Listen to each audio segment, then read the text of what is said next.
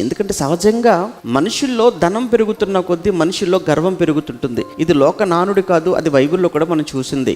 ఏమీ లేని సమయంలో చాలా వినయము విధేయతలతో ఉన్న వ్యక్తి అధికారం వచ్చినా, ఉద్యోగం వచ్చినా, ధనం వచ్చినా, మరి ఏదొచ్చినా సహజంగా మనిషి యొక్క మాటల్లో కానీ, చూపుల్లో కానీ, ప్రవర్తనలో కానీ చాలా మార్పు రావటం మనం చూసింది. ప్రాక్టికల్గా అనుభవంతో మనం ఎంతో మందిని మనం చూసాం మన కళ్ళతో. అలానే యోబు పిల్లల విషయంలో కూడా నాకు కలిగినటువంటి ఈ ధనంతో, ఈ ఐశ్వర్యంతో నా పిల్లలు ఎక్కడైనా ఒకవేళ మనసులోనైనా కానీ దేవుడితో మాకు పని ఏంటి, బోళ్ళంత మాకు ఆస్తుంది, బోళ్ళంత ధనం ఉంది, బోళ్ళంత మంది పనివారు మాకున్నారు అని ఒకవేళ హృదయంలో గర్వించి దేవుణ్ణి ఒకవేళ దూషించారేమోనని దూషించినటువంటి అనుకొని వారి విషయంలో ఈయన భయపడిపోతున్నాడు. ఎవరు?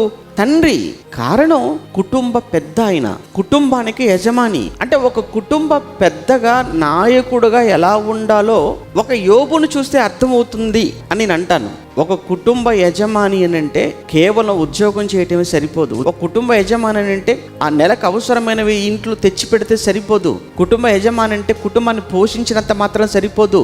నీ పిల్లల గురించి, నీ కుటుంబంలో దేవుడు నీకు ఇచ్చిన బిడ్డల విషయంలో నువ్వు ఏం ఆలోచించగలుగుతున్నావు? వారు ఉదయాన్నే లేచి మోకరించి ప్రార్థన చేసుకుంటున్నారో లేదో నువ్వు చూస్తున్నావా? ఆలోచించగలుగుతున్నావా? వారు బైబిల్ చదువుతున్నారో లేదో నువ్వు చూడగలుగుతున్నావా?